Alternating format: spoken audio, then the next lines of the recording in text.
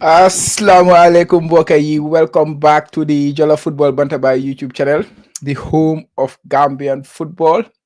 It's another Sunday and it's another Gambia football show. And as usual, I'm joined by my co-host, co-chair, and Buba Jallo Falaboy, maneko, the friend of the show. Hamga. He's always around. Join you helatam. Maneko, unfortunately, suñu waji nekku fi tay, borom league bi Space TV.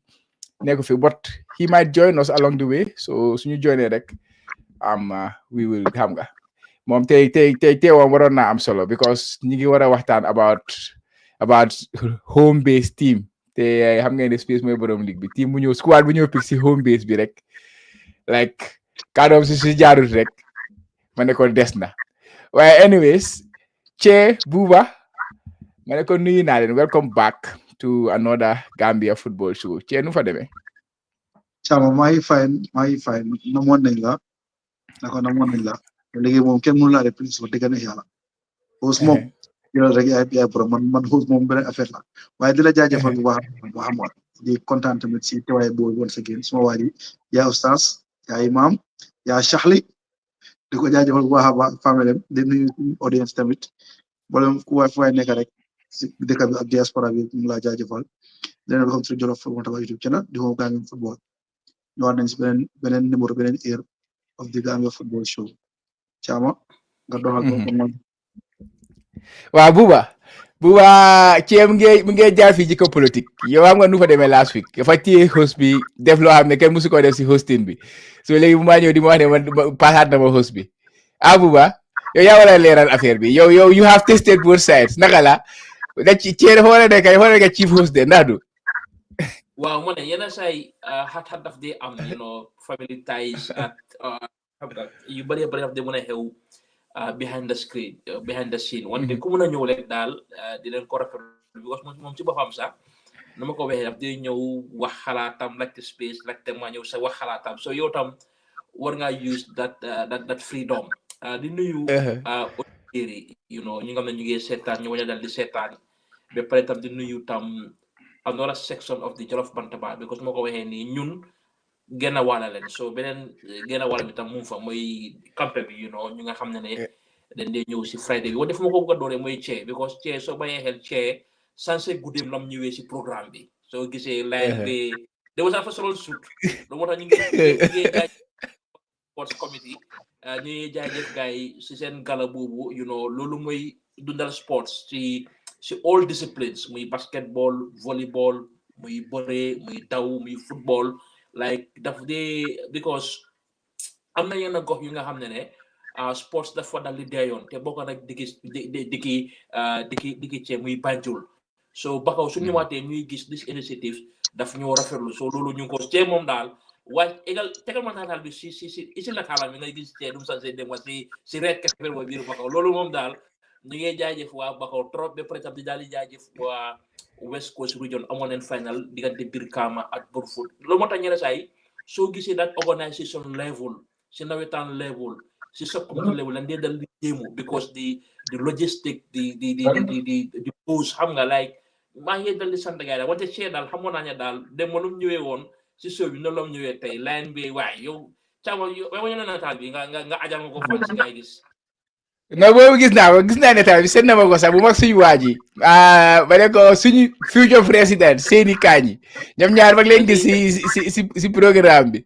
gaa ngi taxaw side by side ba ne ko Che ci ak suñu président baa ngi ne ñu groupe ko mu ñëw waaye affaire bi nice na ba ne ko tey célébrité la déma wala si weekend bi dem na kiki final Serekunda Central ñu ne ko Che kay central ji final waaw jógee foofu dem si gala bi non suma waay tay célébrité la Che bàyyi leen tooñ dama des ma devoir rek xam nga ñun moom ku ñu xam rek yàlla moo ñu natoo football te football tamit dañ koo jaamoo yàlla xam nga so just bi may côté rek xam nga comme ni ko waxee rek ñun yëpp ñu tax a jóg muy yow muy man ak keneen xam nga national développement football te loolu du wax rek da nga koo jëf dunda ko def ko xam nga nekk ci xam nga loolu moo ñu tax a jóg xam waaye tamit Chama foog ma wax jaajëf Bakaw Sports Committee under the leadership of Usman Choudhrani. Chama, I think Cho is a revelation. Understand? For Bakaw. like dafa raise bar bi to another level. At that level, nawetaan zone, musuma gis ku organize such an event mu dem successfully. Even the boldness and the professionalism, understand? Ak gombo bu nekk si coow ba coow am the guts ne dafa def lii lu rek dañ ko war a wax jaajëf. It was a very, very organized, wonderful, lovely program. All sporting disciplines dañ leen celebrate. Understand? You can see this National Sports Council, the Youth and Sports, GFF, RFA, teams in Bakau. Why? Like it was superb. It was nice. Even veterans, they were there. I'm got Joe Awards. You know, ñoo yaaga sona si Bakau seen football. Te chama dema do xam ne Bakau ñoo commencé nawetaan Gambia. Dema la ko do xam. Nawetaan Bakau la commencé. I never knew. Man fu man dama jafale suma dëkk la commencé Banjul because ñun moom ñooy capital bi suñu nekk suñu loolu commencé. Dema la do xam ne nawetaan Bakau la commencé. Xam nga. Like no, Chama, definitely. I'm super proud.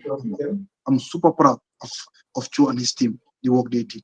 The ñaara yàlla dafa leen cet dina leen jubanti xam nga te ñaan ñeneen ñëpp muy manjaay muy job even GFF sax dañu war a roy suñu Bakau def démb. It was wonderful, definitely. Wonderful stuff. Wonderful. What I feel right now. Yeah, wonderful stuff. Yàlla ko ina noonu la rek na continuer noonu la su kii sa dee baa bi keneen ñi ñëw follow noonu la ñëw mën a move suñu football bi kanam kii dafa defar lii kële def le su ko defee affaire bi yëpp dem kanam so ñu ngi leen naa jaajëfal jaar gars yi Bakau yi ma ne ko suma brother Seeni Kaaji moom tam miss nañ ko he has been a regular of the show but because of xam nga engagement ami school ak yooyu noonu moo tax ñu ko mayoon excuse for a while but for sure you guys will see him again very soon mu ñëw joinaat ñu si show bi join ñu bu jeexal na tout soxla ñu jeexal na université te audience te sa gëna sawra xam nga they were forced them Mohamed Said in passing. Oh really? They were forced them in passing number. But it was great seeing him because like you all know the love we have for him number. Fuñ ko tek number ak vision buñ gis ci mom xam nga di ñaan yàlla jàppale ko yàlla digal ko wéral cëram xam nga ba lu ñoo jot sama lu rafet yàlla taxaw ko ba mu ko achieve because xam nañ ne he's someone ko xam ne he can go far in Gambian football development. Understand? Seni, definitely. I was so proud to see you once again. Wonderful stuff. Buba, ma ne ko tey agenda bi is a very interesting one. We have the Queen Scorpions guy xam nga tegu neen seen yoon di dem pour play against Niger for the upcoming qualifiers of the Women's African Cup of Nations. The Chan team gis neen draw bi and as well gis neen Alaaji Sarr name na a 30-man squad. There has been some xam nga coow baa ngi xala bari si squad bi so ne waxtaane loolu under 17 bi as well xam neen yan team la ñoo am si African Cup of Nations bi and suñ force la suñ mbokk yi Sénégal we gonna have them again. They're gonna be a Gambia derby, interesting one. And of course GFF Leagues si dinañ ko laal but si weekend bi we saw what happened on Friday ma ne ko yéen seen yow sa gaay Chelsea yaa ngi ko minte mu ngi leen toroxal yu métti bu ga daa ñu waxtaan si boobu noonu tamit tuuti gis nga bu baa ngi sampa Chelsea bi si gannaaw foofu maa ngi koo gis de sa Chelsea bi well anyways there's a lot to discuss today, there's a lot to unfold but fi ñu ko mën a starté tey rek mooy si jigéen ñi si female team bi they are set to play in Niger. That's gonna be on the 19th. So the guy travel then from Friday. So waji nakal tudati Aliou Wenga ñëwoon na si space bi. He gave us an insight about Saint Johnny B, Saint travel, see how we are planning to go to Niger, guide them Senegal. Then the guy you pick up flight for non guide them Niger. But some of the other players they will meet them up and then hamga you join them. Gis nañ ne squad bi make up of 23-man squad la, I believe 8 foreign players and then the remaining 15 they were home-based players.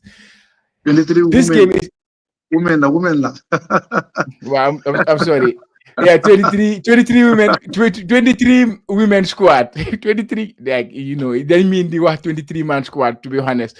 But again, I think people understand what I mean and why it is difficult for me to say 23 women squad. But nonetheless, Buba, you start with you on this one. affaire bi jot na ba pare. It's been a while since the women team new play in a competition. I mean the senior team. I think since they played the last qualifiers, this is the first time we are seeing them in action again. What is your reaction, and how will you assess the preparation, the journey, and everything towards the upcoming game against Niger? Wow, comme ni ma ko dee waxee rek gap bi diggante bi men football ak women football dafa dal di rëy and su ma waxee diggante bi wala gap bi mooy di ne xaalis bee preparation motivation exposure media at the benchmark lu nga xam ne war nañ koo dal di jox gaay su ma ko xalaatee te bi xalaatee waat am naa yaakaar dañu dale doon Niger am naa yaakaar boobu su ma jaaxle ak su ma mbébat mooy di ne the second round bi fàtte naa su ma mënee fàttaliku ñu ñoo taseel foog naa isi Tunisia la ndax Tunisia, yeah. Tunisia la. and And Kenya. Tunisia or Kenya. waaw loolu nekk na démb rek man doon gis Kenyan si ñun doon dem camp o ñun doon travel away te am soone tam mun nañoo dóor either Tunisia ak Algeria am soone because that second match xam nga fan ne because man suma gis-gis danoo dóor Niger moom danoo like danoo dóor Niger moom loolu moom hands down ba pare dina naa am yaakaar against Kenya or Tunisia wante nonetheless tam because Kenya tam is a dikala bu nga xam ne women football den si farlu because last time seen under 17 bi or under 20 bi demoon nañ World Cup bu yàggut nii like maybe bu yàggut nii like mënuma fàttali ko time bi wante ne tam like di balance bi nga am few foreign players although ne am nañu absent ñoom Olo Buaro ak ñoom Adama Tamba ñaar ñooñu ñu nga xam ne they are known ñu absent ñooñu soo ko boolee home based place because home based place tam léegi tam soo xoolee squad bi like ñu bari ñu ngi jugee si team yi nga xam ne ñooñu win neen ay league Red Scorpion Police FC so amee a chunk of those players ñu jugee foofu like am nañ experience bi ba pare tam min nañ di win league den nga boole see ñëw isi si Bere Woleng isi si Fortune isi si TMT so awma sika si team bi wante tam dañ ñëw in a very crucial stage tey nekk fukki fan at juróom-benn in a very crucial stage lan moo tax bu crucial mooy ne léegi nii almost national teams yëpp ñu ngi dal si competition national teams ñu ngi bokk si competition loolu lan lam laa jox as a federation mooy ne da ngaa spend xaalis dafay génn because xam nañ the logistics pour nga amee all these three teams ñu war a play si competition ba pare tam nen ikkati di baa nen raise the bar because of ne nekkut pour dem di play qualifiers rek man ma dee bëgg ñu play ñu qualify te loolu moo tax ma ne la suma ñaareelu xalaat jox na ma ne man this time danoo dal di dem because na ko waxee sum last time demutoon sum last outing nekkoon na waafu ba pare si international stage bi dégg gëj nañ fa ñëw depuis 2012 ba pare that 2012 gap bu fa nekka ba tey almost 12 years demoon si international tournament nekkul ne comme ne amum the quality of the players or amum the group of the players because soo bàyyee xel wax dëgg yàlla school football muy under 15 ñun ñoo si dee dominate ñun boys ñoom den dee dem final ñu lose wante jigéen ñi all this edition muy Cape Verde muy South Africa muy Tanzania under 15 bi daf dee qualify si competition boobu kon loolu moo laa woon ne there is abundance of talent wante ne tam as pour mu nekk si dikka bi ñu farleel ko at fédération bi tam farleel ko den war a dina push jigéen ñi and I think ne suñ qualify pour dem African Cup of Nations like dina ubbi xéewal dina ubbi bunta because of ne soo bàyyee xel léegi players yu génna although ne génna nen ñu ngi Sénégal mooy Mam Dramé ñu ngi Ghana ñu ngi Sierra Leone ñu ngi Liberia ok dëkk yooyu nekkul dëkk yu ñu dal di gënal wante ne am nañ fa exposure am nañ fa experience mooy dina ne moo dinaa gën nga nekk si sa dëkk nga xam ne sa yaay ñu la yónni ci taka ni nga dem si birthday yi cee ni nga dem si gala cee ni nga dem si gala yu bari so soo génnee daf la day jotaat environnement bi nga xam ne yow yaa strictly to football kon wax dëgg yàlla ñun waa Jolof Bantaba ñu ngi wish these girls this team the best of luck because mu la ko waxee like boo xamoon nga bu mu fa demoon Cameroon fu ñu fa future bu mu fa demoon Ivory Coast bu mu demoon France World Cup so ñun tam loolu leen bëgga suñu jigéen ñi tam ñu égal ñu African Cup of Nations because of ne dama la ko waxee like xale yu bari ñu ngi jógee bere wulañ ñu ngi jógee City Girls ñu ngi jógee Koita they have those aspiration nga xam ne yaa ngi ko mente lu mu éega tey fii ci caama tam jigéen ñi tam bëgga ne loolu kon ñu ngi ñaanal gars yi te I think ne the preparation am na ne very good preparation de pare tam Thiès tam ñëpp dafa mën a dal di teewee wante ne National Fans Club si soobee yàlla ñu ne fa dal di teewee pour ñu jox leen di support bu nga xam ne tam am nañ ko wante am sure with the quality the 23 women squad bi like there is a lot of quality pour ñu gis ñu daal ñu éega African Cup of Nations for the first time because tam warum te yaaga pour di ut that ticket pour dem foofu. Yeah, definitely. 20 actually is 22 woman squad. I think there was one player who was missing because of travel issues. It should have been 23. But 2022 la. But so what do you make of the squad overall? The players you guys names the squad, the players you know. Of course, mention ga Adama Tamba, mention ga Olabuaro. Those are two key players who are missing. But nonetheless, I believe there is still quality in the squad. What do you make of the overall players who are in the squad? Mën nga koo zoom because mënuma koo gis o mënuma fàttale ko ni xawma na su dee nga ma koo zoomal ok amul fa jax bu nde oye Emma Muluk xam Emma Muluk la ndax Emma Muluk waaw wala ban team la nekka Emma police Fatoumata Emma Mbok waaw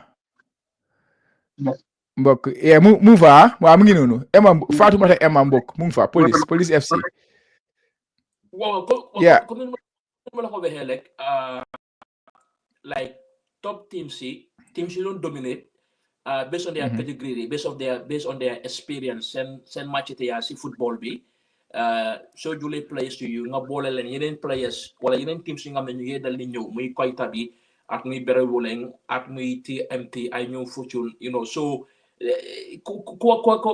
quality nekk na fa so I think pour ñu def justice unfortunately ñu ngi play pour ñu def justice ñu mun nañ fi isi ras judatam next week Sunday pour bu dina analyse the first leg su fekkee ne am nañ opportunity bi pour ñu seetaan ko den nga xam ne the return leg bu war a nekk Thiès moom dina si mën a dal di jox lu nga xam ne muy insight am wante lu ma mën a dal di waxal rek wala lu ma mën a dal di digal rek mooy ñu ne even though these players are home-based players am nañ the required experience pour ñu mën a player dikka bu mën a dal di nekk te just this assignment this homework against Niger double leg bi man am na gum boobu because of the tam yeneen players la gars yi dal di drop kon yow suñ la fi dal di isee da nga mën a dal di wone sa football am na benn jigéen ñu ko doon ooyee Meta Sané wante mën naa am bàyyi na football moom tam is a very good players am nañ players yu bare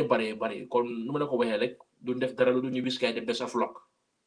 Yeah, definitely. Comme ko waxee rek next week we will try to bring Ras su ko defee moom because moom tam yëngatu na si yëfi jigéen football yi so moom mu gën ñoo give a better insight about the team and about the game as well which they will play on the 19th. Coach, do you have anything to add on the squad and also the preparation, the travel arrangement bu gaay defal gaay? What is your thought on that?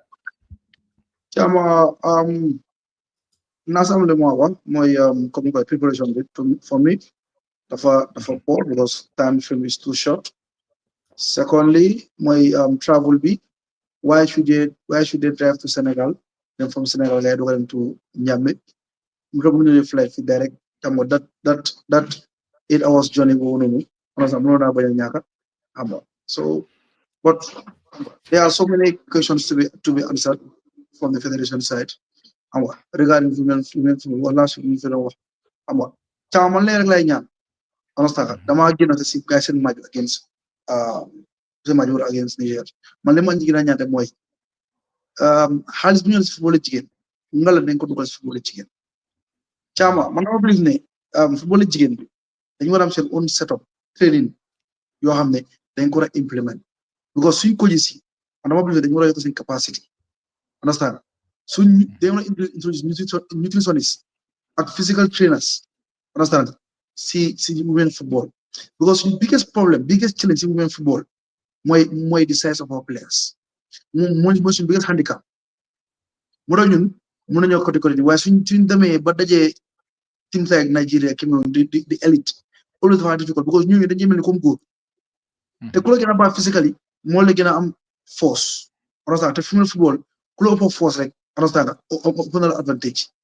so gisee ay Nigeria ay Cameroon day dem to the highest level te dafa perform because of their strength bu ngay am la te ñun tamit leen bu ñu sonal mooy most of our players are young girls go to the league most of the players playing they are going to school seen size baaxut amuñ experience amuñ exposure xam nga so loolu laa bëgg a càmm ñu develop ko understand xale yi at a very early age ñu jox leen kay am good balanced diet understand nutrition bu baax loolu dëgg suñ football nu moo demee ak comme suñ society bi nu mu dëkkee isul pour xale yi dañu war a dimbali understand even su dee sax mënuñ ko prouver gars yi sax ñu jox gars yi kind of a booklet on how to improve their themselves seen physicality understand by the way dañoo lekkee xam nga lu ñu war a lekk ak yooyu I think dafa important trop xam nga dafa important because women football caaw dañ fi aspect dafa ne women football but right now more last time we are just there to participate but we're gonna compete we are not yet ready to compete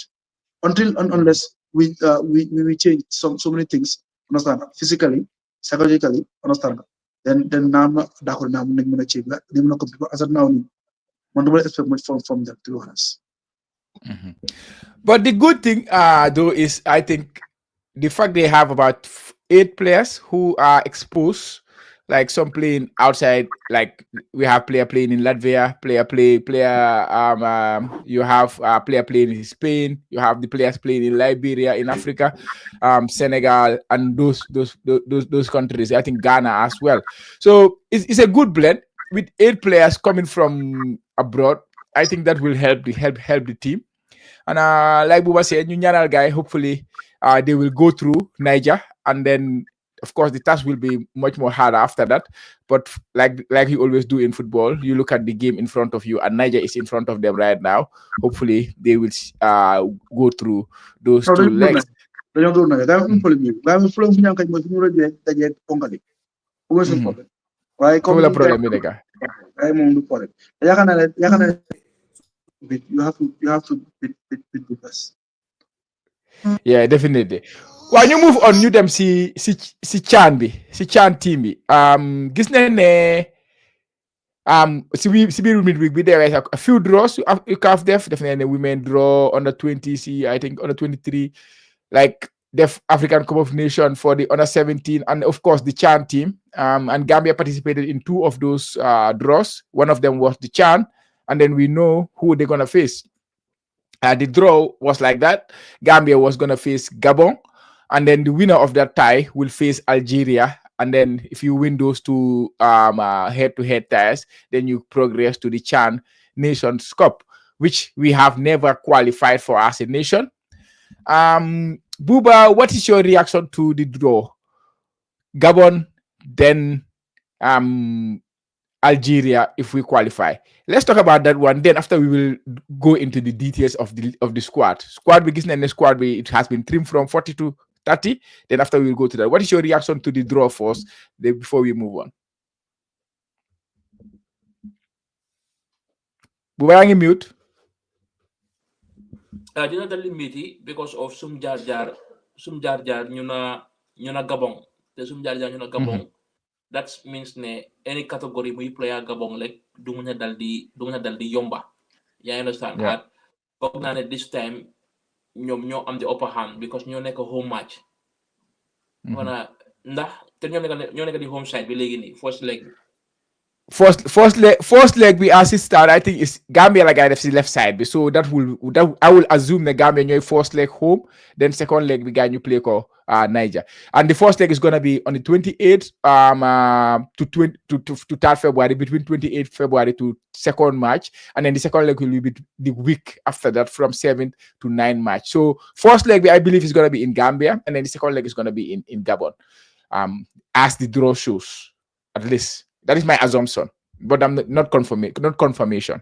Okay, go ahead. Yeah, nekk na draw bu metti daal because ñaari dëkk yi yëpp especially Algeria because mënuma xam Gabon seen ligue bi wante Algeria tam seen ligue bi even ne su nekkutee si Tunisia, Egypt at Morocco, even su nekkutee that elite wante at least nekk na di fourth league si Arab si North African countries yi nga xam ne ñu nga xam ne baax nañ kon dinañ expect a lot of players, good players si match boobu, and dinañ expect a very good coach ku leen a dal di lifin because ñaari elements yooyu da nga dal di soxla, ñaari marchandises yooyu da nga dal di soxla squad bu baax at coach bu am experience pour bu build out si lifin bi.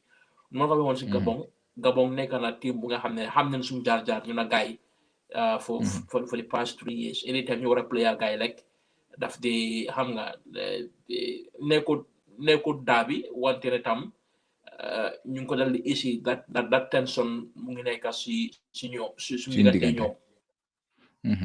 Yeah, definitely. Che, yow noo ko gisee. I think it's interesting. It's a good draw. Understand? I'm sorry. Diggante Gabon officiel dafa xaw a taana waaye gëm naa nañ ci mën a génn bu soobee yàlla waaye man lee laay laajte rek mooy ndax xanaa càmmina nañ mën a use suñu stadium bi suñu match bi. Well, that is something that maybe the people at GFF can answer. Fan la ñu play suñ qualifiers yi. Parce que level yi du benn, understand? Xaw ma nag ndax dañ bëgg a jëf yi benn but normally if we can play women who want to play chess, I'm pretty sure that since today more can chess, we will not go down right 100%. Understand? If they can play in chess, then why can we play at home? Second time was so I play in Gambia tamit. Not chanting when you play in chess tamit. I think exactly. I'm not chess one move so go na kola dama fa gëna suma xel sax because chess has been banned for Africa Cup of Nations qualifiers, right? For male football. Why is it accepted for women football? Is it not about the pitch or is it not about the safety? It's not about why is it not accepted for? Why is it accepted? Buba, what is your thought on that? The chess situation. No chess. Buba. No chess situation bi ñaari bi la fa dal jangate because if we can go play on the 19. But the second leg, we were on the 14. Logistics wise, bahana pour ñu suñu jógee Niger leg ñu delluwaat Senegal because that journey tam it takes a toll on players. Example, I understand. Place boobu la xalaatee ne mun na am that logic la guy use pour ñu play chess. Sama yaa ngi gis moom ni su gaa ñib si Senegal ñu des Senegal play chess after gaa ñu ñib si waat Gambia pare lifin. Secondly tam ci mu ngi wax ne fitut wante da nga hold the politics of the country. You understand? You hold the politics of the country and the influence of the country. Naka la ñooñu ban influence la guy am si yeneen dëkk yi because so bàyyee xel Ghana seen last African Cup of Nations qualifiers bi dañ ko play woon Ghana and that stadium was not even fit on the CAF or FIFA level. Wante ne luy xew Nana Addo, the president have to take it upon himself. You make sure that everything that should be done because CAF at FIFA they don't ban Ghana. Then you can play what you You understand? One day the presidential order more than the president use his influence, more use influence. Kon ñun amum that influence. Ñun amum that influence at a president level, at a ministry level, or as a federation. So that's that's the balance of politics because so by hell. African Cup of Nations don't play one Ivory Coast. I'm not going to stadium Bahuton. Cameroon, I'm not going to stadium Bahuton. One thing because of sen involvement in CAF. at seen influence at seen experience guy am yooyu la guy day dal di yooyu la guy day use so loolu moo nekk the difference lan moo tax ok mënut a play bakaw te ñu ngay play chess just the name of chess ñu ko guy di présenté because ñun tam di bu guy last inspector defum dara lu nga xam ne warrant na pour bu woon sometimes warunta selfish warunta xalaat ne ok bëgg nañ suñu bëcc dal di play wante tam the welfare of the incoming team muy Algeria muy Gabon muy ñeneen we have to treat them nice then war a play nice loolu moo tax ne last under 17 bi it was scheduled in Gambia November war a play November tamit buñ play xam Sénégal ko gars play xam France under 17 borom moon nii those waaw scheduled in Gambia wante loolu la nga di wax ni mooy ne amutoon benn improvement léegi even the ministry or even Ibu Faye du mën a ñëw sax wala ne nangam ak nangam improvement ko depuis last inspection bi so we have no then go play wante lu ma ko waxee daal the politics at the big country because you mën nga Google about Ghana bu leen baaxee the president have to step up there no this is I had that I understand ñun suñu bopp kenn so we don't expect that but the thing is I think the dimension of the question is more about the women. If it is not accepted for male to play in chess because of Gambia play on for qualifiers, we you play at Sudan, you play for qualifier after Ghana you buy stadium bobu no. So since we guy buy the Senegal then change something stadium bobu because guy approve. I don't know, maybe they did, I don't know, but so now soon you them gonna play the same level of qualifiers because African Cup of Nations qualifiers at female level. But that stadium now is being accepted as the home ground for the Gambia. So like so Gambia wanna play today against Kenya. Can Gambia use that stadium, the national team to use that stadium? The male team, I mean. But the female team now they are going to use it.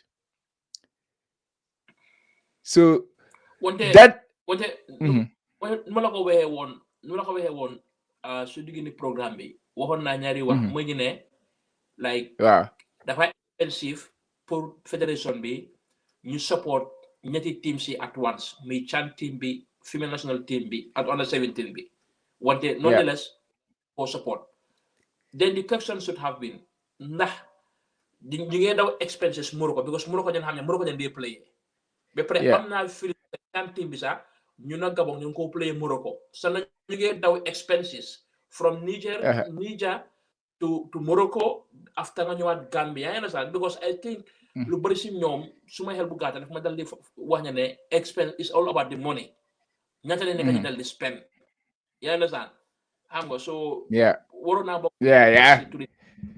or to the federation ne lan mooy the logistic wante foog naa ne daal is more about money because ñun xam nañ ne Morocco dañ dee daal di play even some last under 23 match buñ play sax Morocco dañ ko daal di play te CHAN team bi tam ay suspend tam dañ ko daal di play Morocco so it's more about xaalis bi tam foog naa Che, what's your thought on that?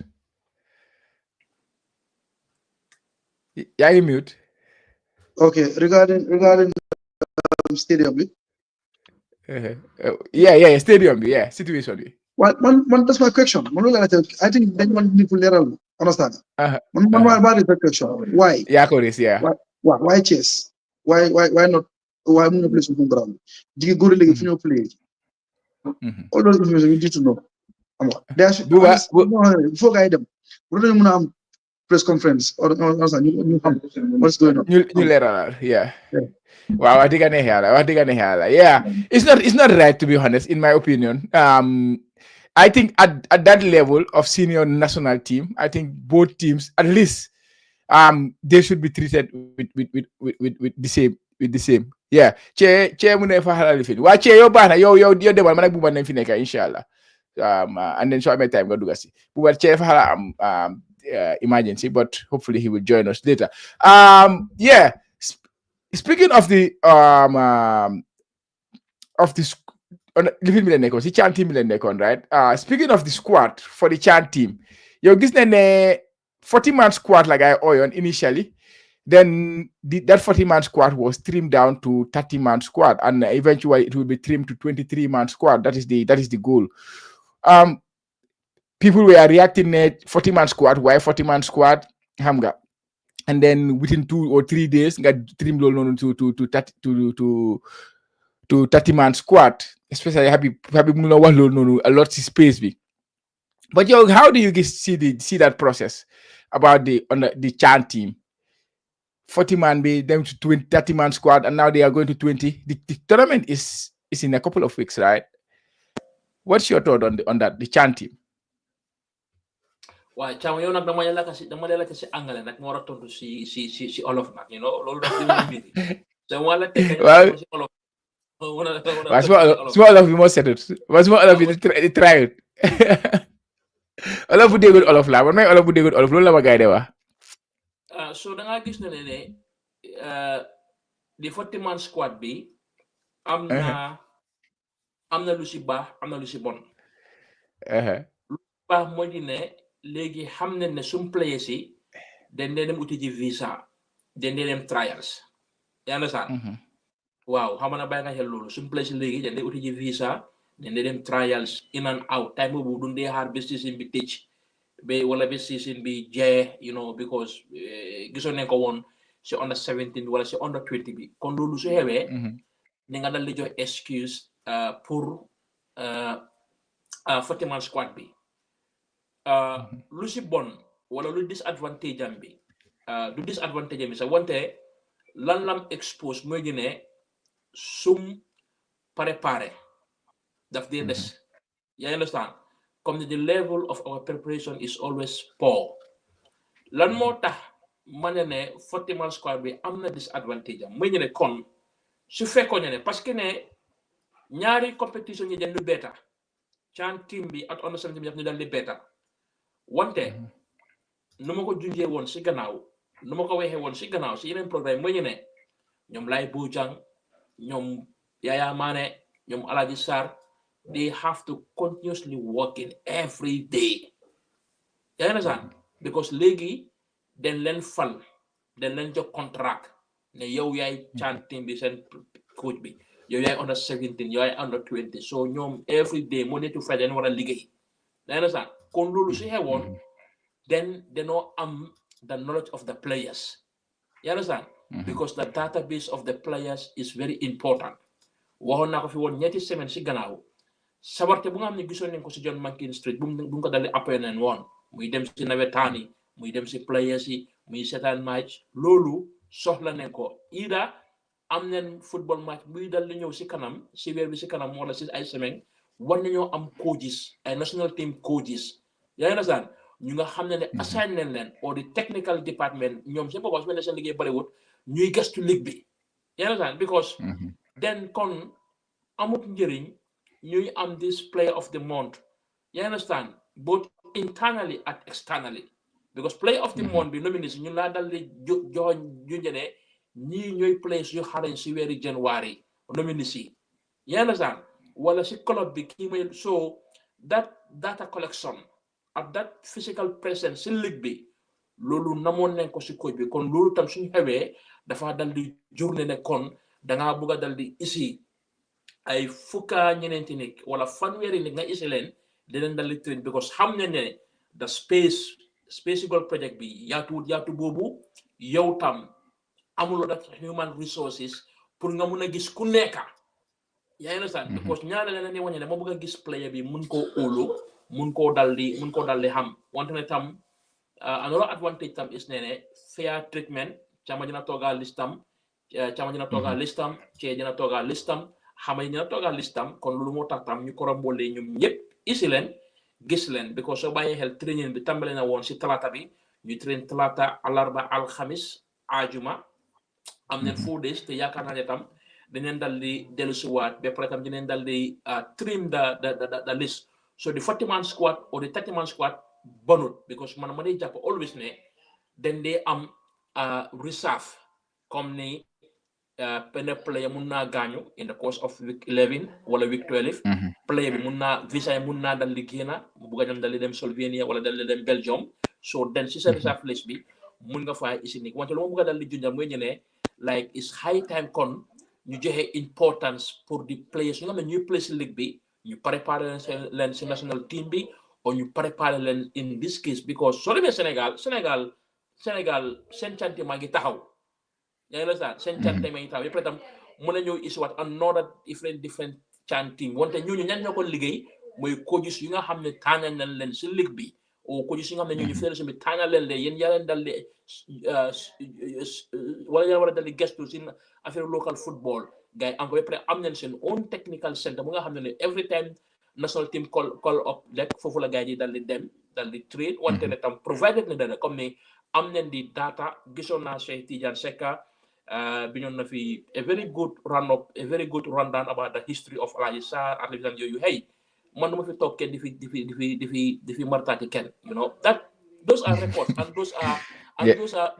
those are perfect records wante ne like su ñëwee pour ñu analyse like du ma la mun a jàmm yow Chama because yow sa role is to host the program yaa understand if ne mën a yow ñëw bokk benn gaal so wante mën a ñëw yow yaa fi touch or like programme yeneen yaa understand so once ñu génne those records dona waña no he is the trusted one moo fi am experience xam nga dina dee jaamu you understand so once I know problem la it's problem and like man I get sick because man xam naa luy doon Cameroon man xam naa luy doon si yeneen dëkk yi xam naa di calibre of coaches moo ko dal di waxee te moo ko dee dal di waxee si programme bi Alhaji Sarr suma papa la Alhaji Sarr suma nijaay la ñoom ñëpp suma papa la ñoom ñëpp suma nijaay leen wante léegi su ñëwee pour dëkk bi yaa sax léegi su ñëwee pour dëkk bi man duma mun a dal di promote suma papa wala suma nijaay ne moom Kenya rek moo fi mën a daax coach o moom kenn su fekkee dafa am manqué su fekkee dafa am som lu mu dal di ñaaka den loolu tam war nañ ko mun a wax wante loolu moo yaaxa xale yu nga xam ne den fédération bi daf leen jël pour ñu liggéey ak gars yi ñoom lu gars yi def rek lu la mi ko waajoo def wala lu leena rek moom baax na te loolu du yóbbu réew du yóbbu football suma gis-gis so there are challenges te one of the challenges lu mel ne man de ci lañ gars yi ñuy prépare Chama because exemple yow tey su fekkee sa programme bi yow defaloo leen order prépare order da ngaa ñu leen jomblex si affaire yi yaa ngi ko wan mente te ñun ñëpp seetaan ma yaa ngi ko wan mente yaa understand it's good am na importance pour ñu dal di waxtaanaa moom wante sa su fekkee moom prépare woon dañ noo dal di cuguñ foofu te tem am na lu nga xam ne war nañ ko waxtaanee lu nga xam ne am na solo muy women football bi wala muy chante bi kon préparation yaa ngi sax Gambia rek laa dee dal di gis even the last press bu ma read si affaire under 17 bi su ma jumutee ñu maa wane sa under 17 bi dañu war a start training on the 3rd of March su ma jumutee su ma read te tey 16 February la te ñooñu ñu ngi war a dal di dem nga ne ma ne ñooñu ñu ngi war a start on the 16 lan la nga ji start yaa ngi sax nu ko jiko rabarabale ko ju jugee fële I know ne di coach mun si préparation si koosam bi because tey text na Ibrahima Jiba Real di Banjul mu ne ma ne muy am classes be 1800 Gambian time so da ngaa gis ne ko ju muy tey muy tay wante den ndax duñ dooleel assistant coach bi yaa understand wala tam ndax duñ mun a xool keneen si suñ biir saakul bi mooy laay boo jeg ma ne ko Kaysa is a quick fix coach bi mun si exam day se risque na dina delluwaat Liberia defa some part of the course yaa understand so the preparation aspect bi man dañ ko war a take seriously itam foog naa ne tam loolu moo ñu dee lead tam even with this CHAN team because man na ko waxee woon if we have a list a season because tey wax dëgg yàlla is 10 games 11 games play na sa ligue bi apart from Bombada at BST Galaxy ñu war a play tey si kanam tuuti at ñeneen Banjul United at ñeneen what is already 11 weeks so da nga need those coaches da nga need those statistics da nga need those data yooyu tam from week one yaa understand yéen say sa mun ngaa dem sa xool coaches yi naka la gaay dee dal di trainer players yooyu si yan environment la gaay dal di nekk yaa understand or if you léegi sax this FIFA Plus is daf ko make it easy you know because mun ngaa download game bi seen office office nekk goal project bi office nekk si football house bi is meant for liggéey la nekk na dama fa nekk di fa play ludo nekk fa nekk di fa call sa girlfriend nekk fa nekk di xool what gam food or nekk di fa nekk xool ku criticize kii so that aspect ñun war a fonkee football fonke wuñ ko noonu te noonu la yeneen dëkk fonkee football muy South Africa muy Nigeria xoolal Morocco African Cup of Nations bi team mu nekk jala jox sa stadium fooy traîner te team mu nekk du collide you understand Sudan because yëpp plan la duñ collide sax you understand ku nekk ñam la jox fooy traîner because normally si yeneen dëkk yi da nga mix ne ok team bi dafa free up 5 beneen team bi start 7 wante in this case bu ñëw ne mooy ne team bu nekk da nga am yow mu nga xam ne moom su la neexee sa nga free up 1 o'clock si guddi kon loolu yëpp ma ko dalee sama mooy the preparation aspect kon loolu tam dafa war a fay daal te dina dee feeñ su sum chance squad bi no name squad bi nu ko wàññee because wàññee la tam because of one thing mooy ne léegi xale yi dañ dee mën a génn anytime of the year all year round mën nañoo dem trials te tam soo ooyee play bu dem trials bu daf dee dal disrupt sa préparation bi so lu moo tax tam yenn say reserve tam daf dee baax nga am 5 reserve yaa understand because xam ne ne si ligue la tam play mun naa gaañu o yàlla tere tam mun nañoo dem jara su ñu am accident so xam nga tam foog nga mun a wécci kooku tam yeah ma ne ko sa waa ji Space he analyzed the squad very well especially 30-man squad like his analysis was ne this is one of the best squads you musa génne in terms of from a CHAN team perspective moom nag daf dee gaaw a use that this is the best nag suma waa ji Space daf dee gaaw a use loolu noonu but nonetheless moom su waxee rek we have to trust him when it comes to the league he knows the league more than all of us because moom every week mi ngi dem seetaani league games yi so su ne team bi squad bi baax na I think we have to take that but lu mu teg si loolu noonu mooy the people who are leading the squad the coaches who are leading the squad does not seem to know the squad. They don't seem to know the players they have selected. How many players see all of that? How many young players like I select?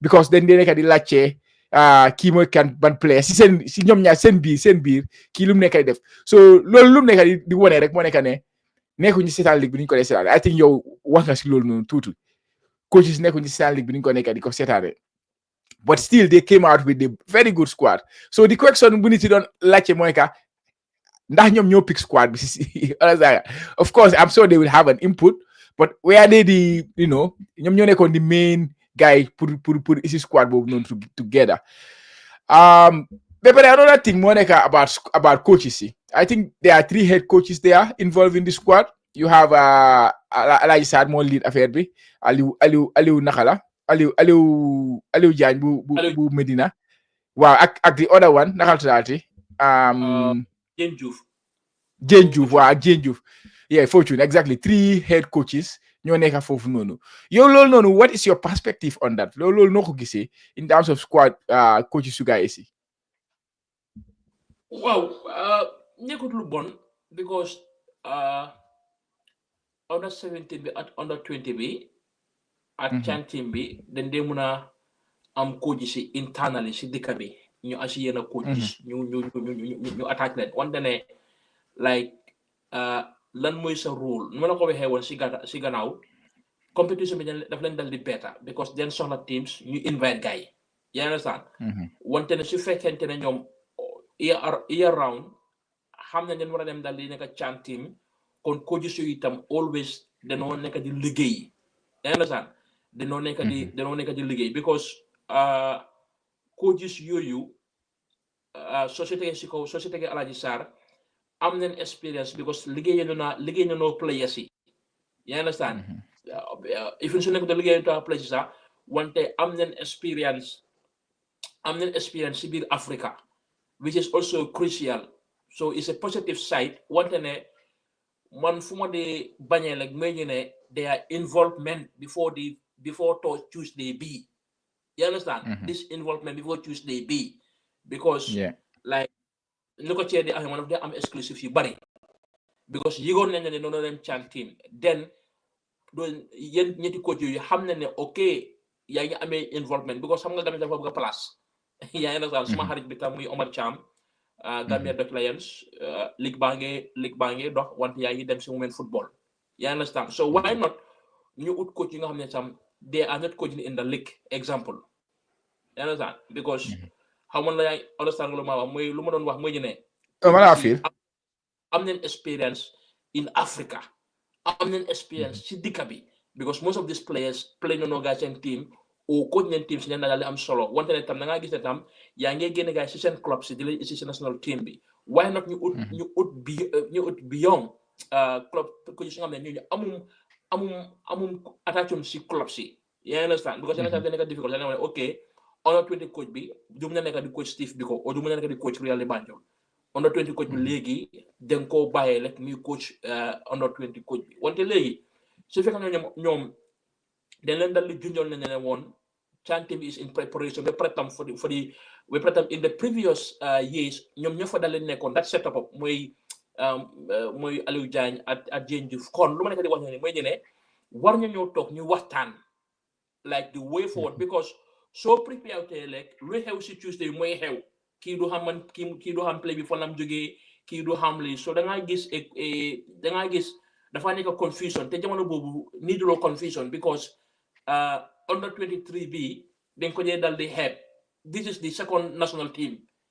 bii mooy second national team bi because léegi nii gis nañ Omar Colley nekk di dal di play you understand am nañ fa sa boy sana ni bi nii naka la tudd sax mooy ñoom Malcolm Jaay Malcolm la at ña mo la mi jaay you understand guys yep okay they are perfect replacement wante yenn saa itam so they hold beyond these foreign players this under 23 daf they play crucial role because fii then they promote you understand fii dañoo dal di jël so nekkut liggéey bu nga xam ne just ne waaw dañ war a dem player Gabon rek so that non-callant attitude bu nga xam ne dañ ko dee dal di am waaw match la rek dañ dem play ñu win or ñu lose ñu tasaaroo you understand xam nga gis ma ne loolu na guy si wante ko gis tam di am nañ a very good series you understand am nañ good experience you know te mën nañu liggéeyaa together mun naa am week bi rek moo dal di cokopon mun naa am ëllëg you know you see more of a organized setup in the trainings at no adressé players yi plans yu gars yi dal di lay out so tam ni ko cama waxee kii waxee rek space mu ne su fekkee ne yaakaar na ne is the best of the teams that's fine wante bi léegi moom si boppam laajte naa ko tey ok léegi yan players da nga na li fa ne they can create something because yenn saa yi it's not about the squad buñ amee yenn saa wante yenn saa yi ndax daf dee dal di doy soo ko compare ak Morocco soo ko compare ak yeneen dëkka in quality wise you understand the quality ba pare tam mun laa see through in that 90 minutes see two legs tam yenn saa yi question bi tam goes beyond ne this is the best players wanted the quality tam su gaay waree face yeneen opposition te foog naa loolu moo dee sonal national teams yu bari comme ne buñ amoon ñu na Madagascar wala ñu na Comoros am nañ the squad wante was it enough pour ñu contain Madagascar ak Comoros over that 90 minutes or over that 180 minutes for now who tam yeah definitely but suma thought about the coaches situation is like there are three head coaches and at maximum I believe 2 head coaches is usually enough. I don't have problem if the coaches are coming from the leagues because we don't have enough coaches. We don't develop a lot of coaches. There are coaches in the country, but maybe we don't have enough coaches with experience, with the caliber boys pour yobu team bobu nonu. Most of them, all of them, maybe if not, they are in the league. Maybe there is 1 or 2 out there who can help the team. But having a coaching setup where you have more than 2 head coaches coming from 2 teams in the league or 3 teams in the league, 3 head coaches, because head coach is a role bo xamantene is more about your head the other coaching setup be understand because coaching setup, you have the head coach, you have the assistant coach, and then you have other aspects of it: the trainer, the goalkeeping coach. You have the physiotherapist, you have the data analyst in the modern football, you have the video analyst. All these things, they come together. Yeah. Yeah, I mean, all these things, they come together. Go ahead. Well, because what three head coaches. One day, in this case, comme ne Alaji Sarr, my assistant national team coach, my first assistant national team coach. I understand. So my Japanese, mom, chan team bi mom la ko gaay day jox mom moko dé dal di amé. Yeah. Te fokk né kon légui Jeen Diouf su ñëwé at Aliou Diagne su ñëwé kenn ci gaay dafa nekk first assistant coach. You understand? Mom title am bi comme le title mu amé ci club am bi dafa drop that title bu nekk first assistant coach kenn tam nekk second assistant coach o nu ko gaay mëna dal di waxé rek fokk na né del leen ici pour ñu support Alaji because comme ni ñom ñu ngi involved ci league bi on day-to-day basis. You understand? Gis nañ players yi yépp although ne Aliou gisut players yi yépp mu mujjee gis players yi mooy tey bu mu nekkoon Hawks te loolu léegi yàgg na loolu that is almost 2 years ba par exemple benn player jëlum ko si second division bi comme ni foog naa su gars yi day ñëw léegi dañoo drop there that head coach's title ñu nekk first assistant at second assistant coach yi Alaji Sarr parce que Alaji Sarr moom mooy responsible for the CHAN team the last outing bu gaay amoon Ghana loolu si at yu bari la nag si gannaaw moom moo fa dal di nekkoon so ñuy ñëw ni although ne they are head coaches wante dañoo drop seen title bi ñu nekk first assistant ak second assistant xaw mën a yooyu yëpp benn page den nekka. No, you get a page.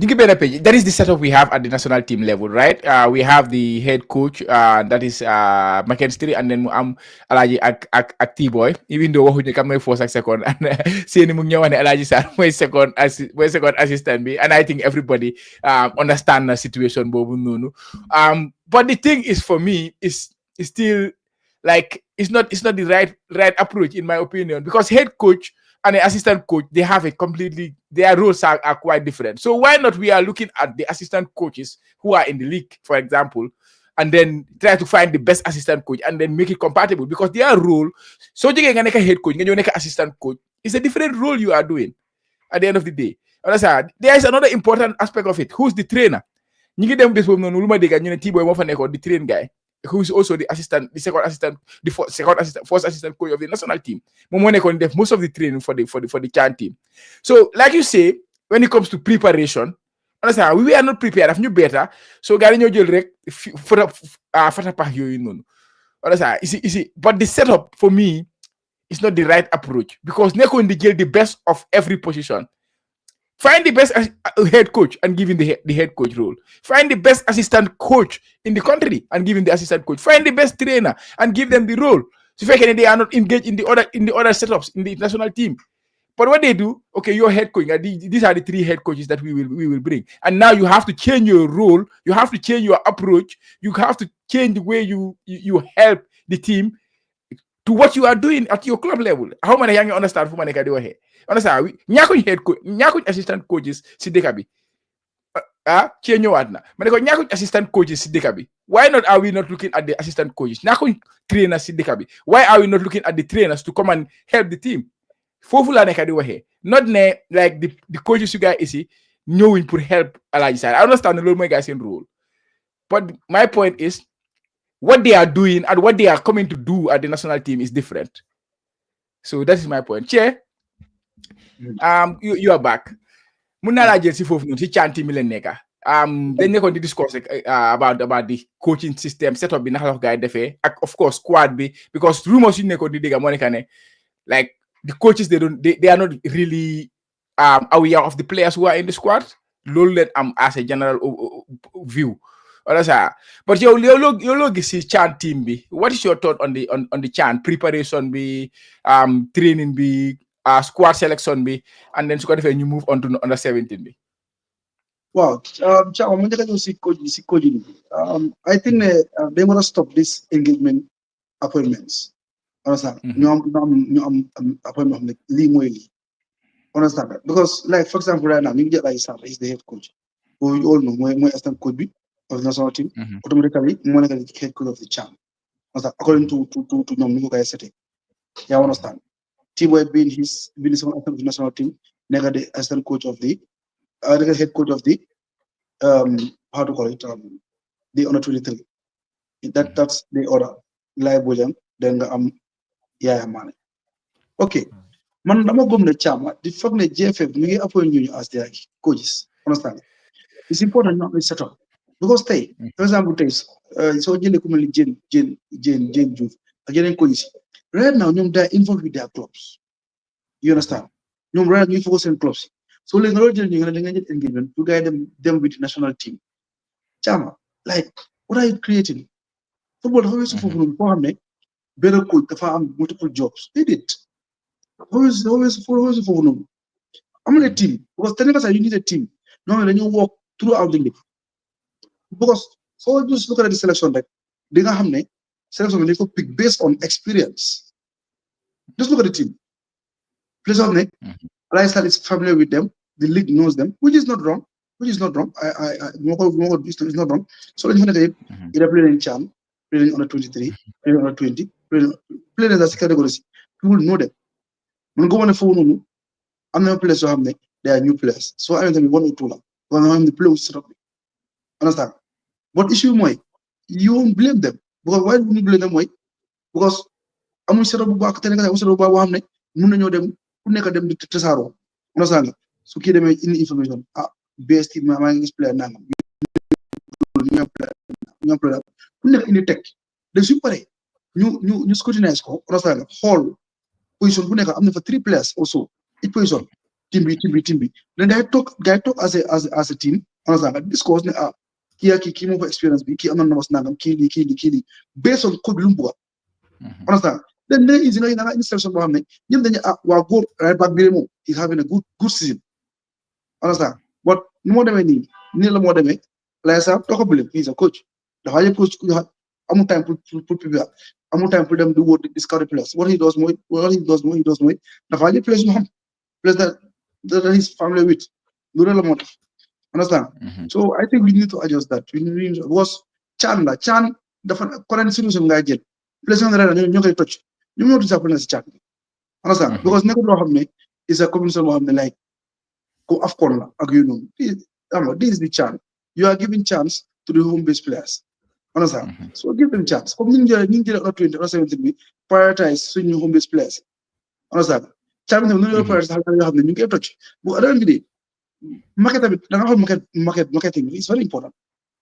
Well, one chance it's not about competing, it's about participating.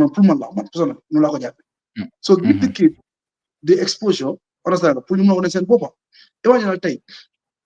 You example, come to Angel Benahale, Mujum Chambi, for example, Mutati Chambi. First of all, understand, all the guys so we're talking about the good champ. Guide to go by the progress. So do you know 20? Okay, Chambi, Abdullah Chambi, mono play Chambi Gambia, leaving 20. Mundafa the same Mundafa Lolo. Chama ngana ko do am yon point. About them, they go by everyone. But the other way they don't the same problem every time Gambia, the same problem. Set up. Yeah. Every time, all categories, male, female, young, You've set up. Set up my problem. Yeah, anyways, ñu move on ñu jaala ñu dem ci under 17 bi. Ana bu was ñu lifin ko. Gis nañ draw bi. Ga def nañ draw bi. Last week waxtaan nañ fi week before last waxtaan nañ about the opportunity bu arise for the Gambia under 17 going to the African Cup of Nations, and then knowing that 10 out of these 16 teams who will participate will be going to the World Cup. Then si we biir mi dug bi ga def nañ draw bi. Gambia ñu draw leen with Senegal, Somalia, and Tunisia, which is not a very easy draw, to be honest. Senegal, we know we have a history with them. They are the best country in Africa right now at all setups. So to draw against them is a difficult one. But also Tunisia, we know they are heavyweight in African football. the only team maybe you will say Saint pedigree is not as strong as the other is Somalia, but still it's a very difficult draw. This is under 17. So let's start with Buba on this one then. Under 17 draw. What is your reaction to the draw that Gambia fall in? Buba? Chama. Wow. Man, under 17 draw. What is your reaction to it? Wow, numpura fair draw la. Somalia mun nañu am tam mun nañu isi xale yu nga xamne juré nañ Norway juré nañ Sweden. You understand? Because of that credit and that respect dañ wara dal di jox. Comme buñ respect buñ joxe South Sudan because gisoon nañ woon last AFCON under 21 or second to last AFCON bi South Sudan ñu woon na fa. Kon lii moo la won ne the efforts of the federations you guys nekk dal di def. You understand? Because though they ñëw si under 17 wala under 20 by mistake dafa dal di ñëw dang ko dal di deserve. You understand? Tunisia tam dina mën a riir seen affaire pour mën a dal di ñëwaat xam gaay fan la gaay dal di tollu because normally Morocco moom day ragalloo at Egypt. You understand? Yeah. Sun gàbbee Sénégal rëyut noonu. You understand? Sun gàbbee Sénégal rëyut noonu because player bi daf dee dal di am transition. Player Sénégal bi daf dee dal di am transition. You understand? Because the academies are well established, dafa amee structure. You understand? Academy Sénégalais yi even dégg naa trial yi cee bi sa cee mu ngi wax sa tribal yi uni global sa bu gaay ñëwee tout le monde Sénégalais rek Gambian si. You understand? The level so daf dee ute te gap bi loolu moo nekk suñu diggante gaay te mun nañoo match gaay in terms of lu gaay di produce wante nu gaay di liggéeyee around the talent mooy nu gaay di liggéeyee around the talent ñun foofu dañ di defaaye. You understand? ñun naaj bu tànga dem ko ñeme. You understand? amum benn programme xale yi time bu gaay di play because time boobu academies yu baax a baax ñu dee jógee Gambia. Xam naa ne loolu is not part of the question wante ne pour jox la a background check like the gap between ñun at Sénégal fu gaay defee liggéey because da ngaa toog fii nag keneen jigéen wax si fédération bi waaw xam nga sax ñu nekkoon di man ay compete Chama man suma life lu nekk compete la man du ma dee dem di dal de du ko cee waxee fii ne dañoo dem di dal déedéet cee suñ bëggee jaay players suñ bëggee jaay xam nga loolu jaay players dafa dal si CAF Champions League wala CAF Confederation League pour kooku génna wante fii si CHAN team bi da ngaa dem play pour nga win. You understand? So I think ne the gap ñu na Sénégal rëyut mais après most of the time si mind bi la gaañu di wiinee si mind bi lañu gaay di dal di wiinee te loolu tam war nañ koo liggéey. Wax dëgg yàlla man am not in a position pour wax ne waaw ñii xale leen dañ war a dal rek déedéet ñoom André Ayew ak ñoom Dede Ayew booy gis ne ñii ñu doon play bi caami cee ba léegi nii mu ngi play tey dama play na Crystal Palace at Everton. You understand? So lii opportunité la pour ñu def sum turi dëkk bi si map bi because am na xale yu bari yu nga xam ne ñu ngi judd 2009 ñu ngi judd 2008 ñooñu seen génna ëllëg seen exposure si under 17 bi lam dal di nekka because ne suñ demee World Cup like dañoo wane scouts yi dañoo wane ne ma ne ñeneen delluwaat Gambie ñu xoolaat talent bi because ñëpp duñ mën a play under 17 ñëpp duñ mën a play under 20 wante ne am na 50% of ñeneen itam mun nañoo am ñu génn kon ñooñu anas lan mooy seen sabab mooy ñu ne this under 17 ñu dooleel leen support leen ñaanal leen ngay qualify ngay dem World Cup. You understand? Because last year November ak December ak October dëkk bi dafa dal di wéetoon yow sa boppa Chama like yaa ngi lose appetite yaa ngi lose hope kon tam lii ñetti team si war a dal di play dafa dal di isuma doole.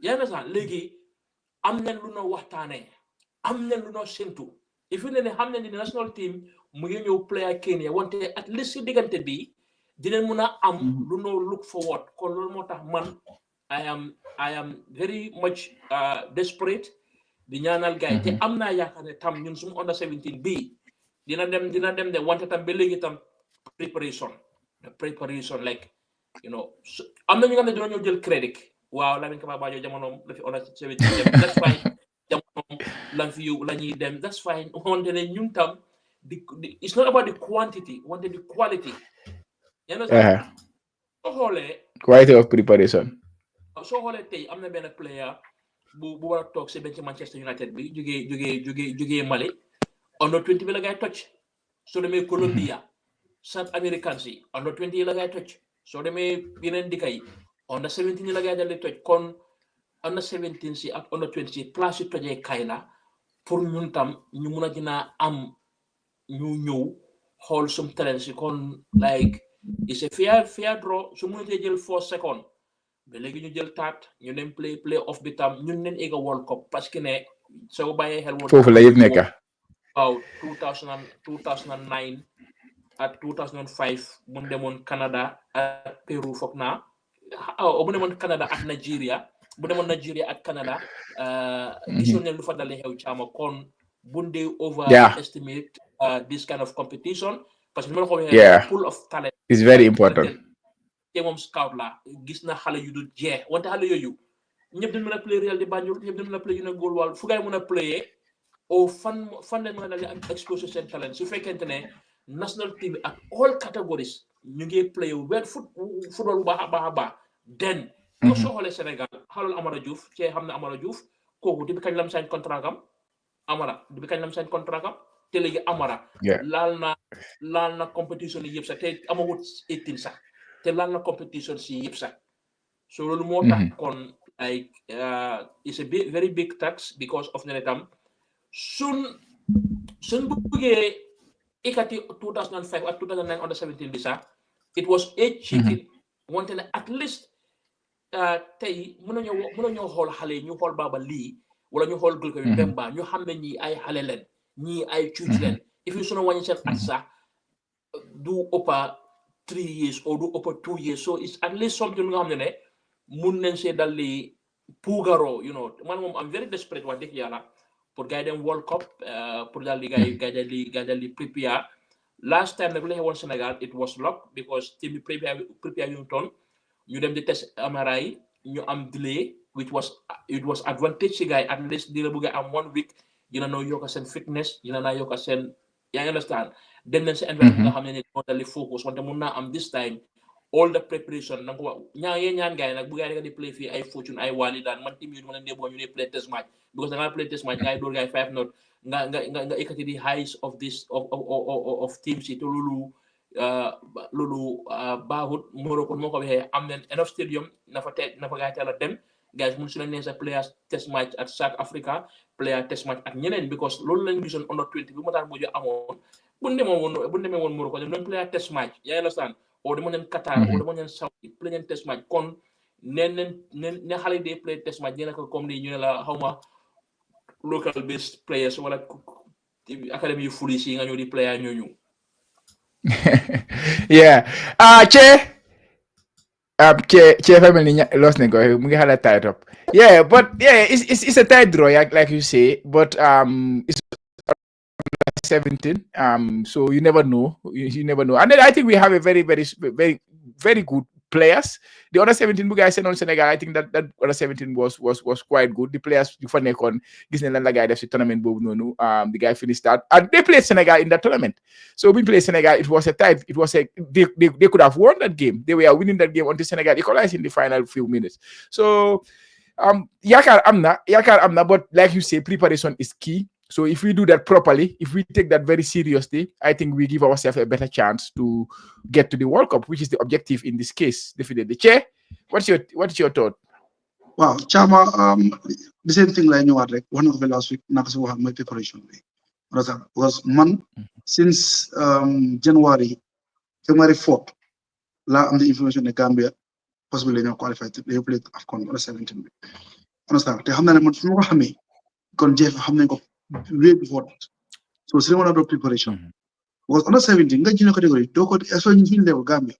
Understand? Doko they prepare weeks. No. Months by months. Because one hour last under 17, they only had 12 players. You know by hand. Why they only had 12 players? Ñen ci dess dañu fa dugal rek bolé len fa. But they were only using 12 players. Understand? So this time is AFCON. So which means that 12 faneka they already knew for like extra players they were new send bopam. So lolu fa lay preparation. You indi len same profile because at this level at this age don't want to have exact profile of the players. Understand? Because da nga just like street bi or from somewhere ñu xalé ñu fa nga ñu ko test ko. Understand? So like so silly again same thing repeating the same thing. Preparation. Man dama yeen ci coach na. Understand? Sometimes they blame, but sometimes you don't blame them because they are coaches. Most of them, understand? This is what they do for living. Understand? The GFF they pay better than the clubs. They pay better than the clubs. So most of these coaches now, you have no choice. You take it. Understand? Then at the end of the day, you manage the situation. You can see, guys. Chama. So team on extra 1 month. 20 million. This team was brought together for 6 weeks. Like I have screening, def training, def MRI. You know, with that performance, you almost a full squad. They want to prepare very well, like Mali and Senegal. The football differently. Different. You play final. Your team no play final. They're the best teams in the sub-region right now. They invest a lot. They have the best academic system here. Bo ko legui ni tay Sekou Kone mi ngi ni suñu match sport bi against Tottenham. He was sent direct from Mali. Would have straight to Manchester United. That's massive. Lolu liggéey la because they trust the structures in Mali. They have a European structure before nekk. Xam nañu players jóge from Mali na mëna excel directly. So that's that we need to look forward to. I'm pretty sure Yaya ak Jose Mourinho, they will do a good job. Tetami Chama, benn problème tamit dina am de. Because most likely Yaya mu ngi war a jawat Liberia pour def jeexali A-Leagues nam. Lolu is a problem. Because towards the AFCON, Wafubi, Yaya was not here. He was with the under 20s. Yeah. Mourinho moo commencé. Yaya came, then mu continue. Like Yaya is going back. Understand? I know he's very professional. I know he's ready enough by all the programs we book at him. Understand? But his presence alone, like, is something else. You understand? So, like, Chama is crazy, but let's just hope. Because this under 17 BD, they could grab them. You didn't know other feed Chama. When was the last time you played under 17? Yeah, I think it's 2012. 2012, Seni put na bina post na lono, Seni Kanyi, post na ko si Twitter. I think it's 2012. It's been a long time, right? I think the last time was those Moika Nyom Ibo, I think.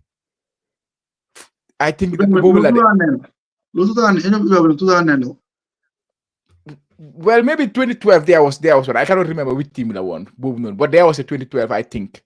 Team with them on 17. Under 17, yeah. That was the last time. Understand?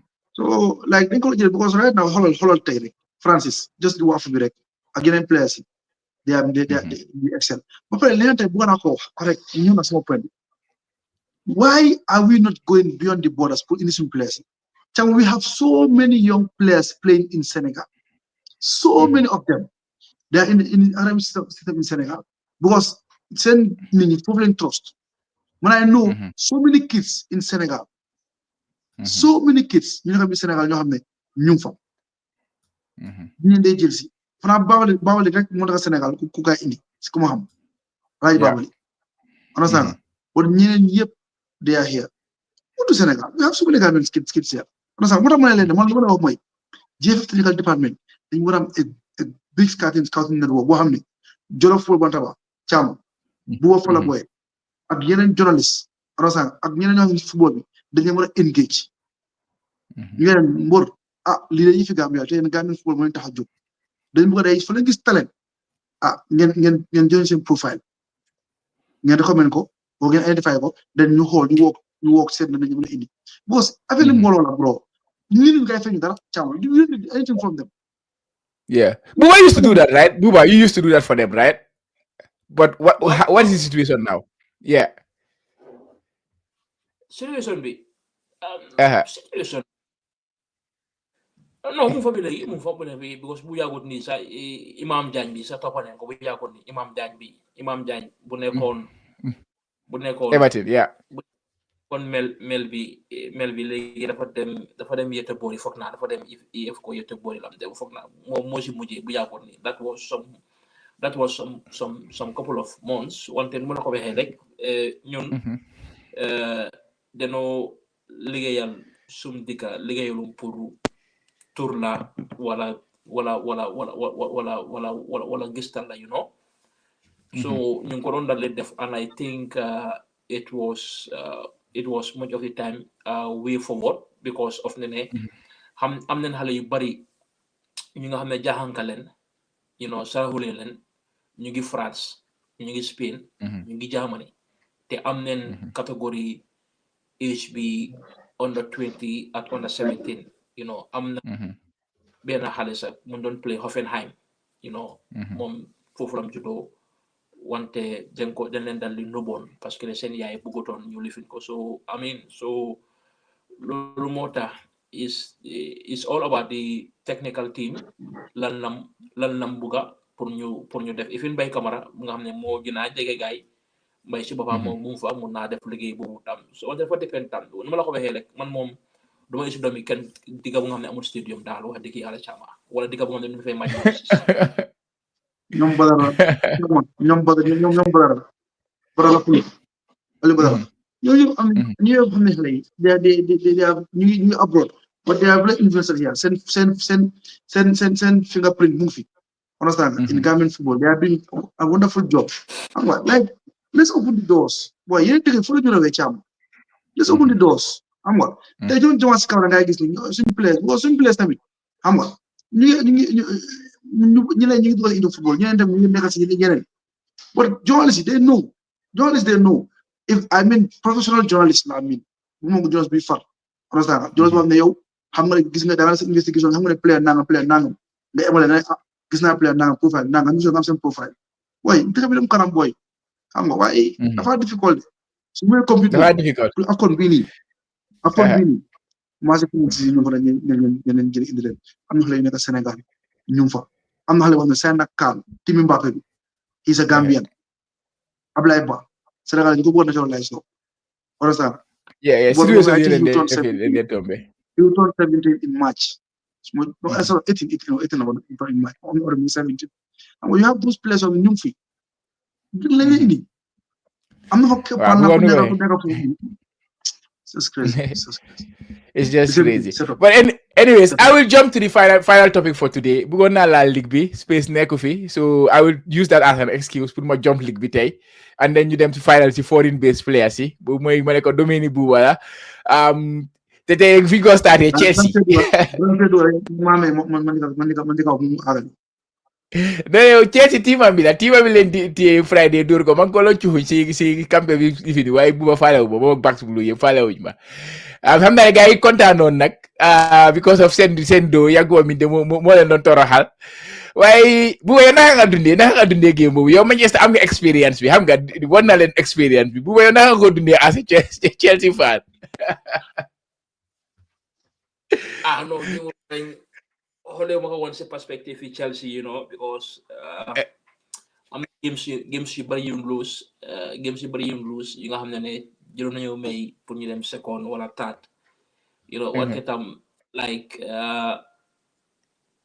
foog naa yanko ba xamoon na ne dëkk bi yëpp ñu ngi ko seetaan, yaa understand, dëkk bi yëpp ñu ngi ko doon seetaan te you know, so ubbi woon na woon bonti weekend bi ba pare tam performance am yooyu dafa justify ñaari mbir, mooy mbir bu nga xam ne war na di start ak beneen mooy ne tam war na di start ba pare tam war na di jeexal 90 minutes comme ni ñoom play woon match boobu. Like wax dëgg yàlla dama foog ne su dee player bi top 4 bi wala top 6 bi daf dee am another energy you understand because ñii da nga maaga di seetaan télé si gars yi o di dégg seen results yi so daf dee nekk another motivation pour mu mën ne lu mu dal di mun ñu bari ñu ko dégg di dal di seetaan xam ne nekkagut play bu nga xam ne mut na play bu nga xam ne dafa complete you understand lu bari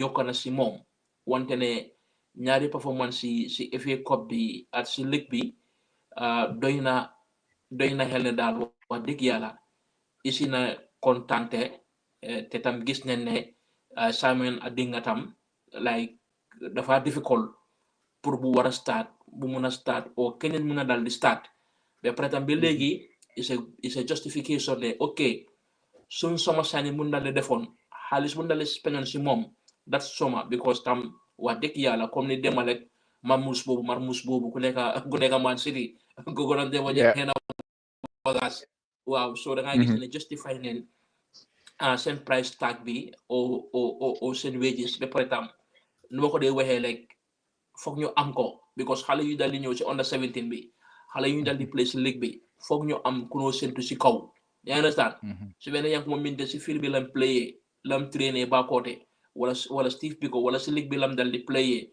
fii lam dal di fanaan koñ boobu yëpp dëkk boobu yëpp dañoo dal di nekk inspiration parce que woon mu la ko waxee woon ñu bari ñoo toogoon di seetaan match boobu ñii di use seen data bi ñoom cee ñii di seetaan si télé ñii di téye live score bi man teel a lancer man to suma saw ko seetaan non tay comme crédit dul suma canal so da nga gis ne loolu rek because lii moo dee war a dalal football xam nga lii moo dee dolli dundal football comme performance bi daal comme ni ko journaliste si bindee ni ko lifine yëpp baax na you know comme ni doo mën a gis fault tam si match bi wante ne tam xam ne tam he is not complete ba pare tam yeneen xale yu nekk si gannaawam because ci waxoon na fi marketing lii nag mooy marketing because léegi nii dañoo ut di next Yankuba Minteh te next Yankuba Minteh bi nag doo ko mën a amee Mali doo ko mën a dal di amee Kenya doo ko amee Casamance next Yankuba Minteh bi tam foog nga ñëwaat Gambia